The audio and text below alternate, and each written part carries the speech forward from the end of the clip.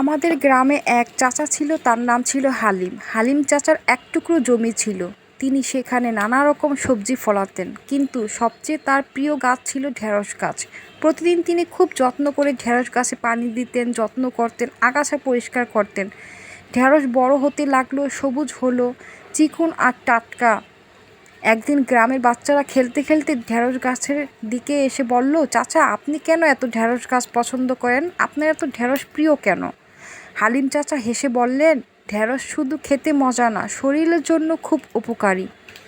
এটা খেলে শরীর ভালো থাকে, পড়াশোনায় মনোযোগ বাড়ে, শরীরে প্রচুর ক্যালসিয়াম হয়। সেদিন থেকে বাচ্চারা ঠিক করলো, তারা আর শুধু ভাত তরকারি নয়, প্রতিদিন ঢেঁড়স সবজিও খাবে। ঢেঁড়স তাদের প্রিয় হয়ে গেল। বাচ্চারা এইভাবে হালিম চাচার কাছ থেকে প্রতিদিন ঢেঁড়স নেওয়া শুরু করলো, আর এইভাবে প্রতিদিন ঢেঁড়স খাওয়া শুরু করলো। বাচ্চারা লেখাপড়ায় খুব ভালো হয়ে গেল, মনোযোগী হয়ে গেল, এবং ক্যালসিয়ামের দিক থেকেও খুব একদম পরিপূর্ণ হয়ে গেল। এরপর থেকেই সবার খুব ঢেঁড়স প্রিয় হয়ে গেল, হালিম চাচার মতো। বন্ধুরা, ঢেঁড়স কিন্তু সত্যি ছোট সবজি হলে কি হবে, ঢেঁড়সের মধ্যে সত্যিই অনেক উপকার রয়েছে।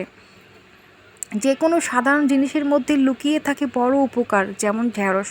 ঢেঁড়স ছোট্ট সবজি হলে কি হবে, কিন্তু বড় কাজের। তাই বন্ধুরা, মাঝে মাঝেই কিন্তু আমাদের ঢেঁড়স খেতে হবে, এবং ঢেঁড়স বিভিন্ন রকমভাবেই খাওয়া যায়। তো এই রকমভাবে খেলে কিন্তু দারুণ মজা। আর এই রকমভাবেই কিন্তু আমার বাসায় আমি প্রতিদিন ঢেঁড়স রান্না না করলেও মাঝে মাঝে রান্না করি। আমার খেতে খুবই ভালো লাগে, তোমরাও কিন্তু বাসায় ট্রাই করো।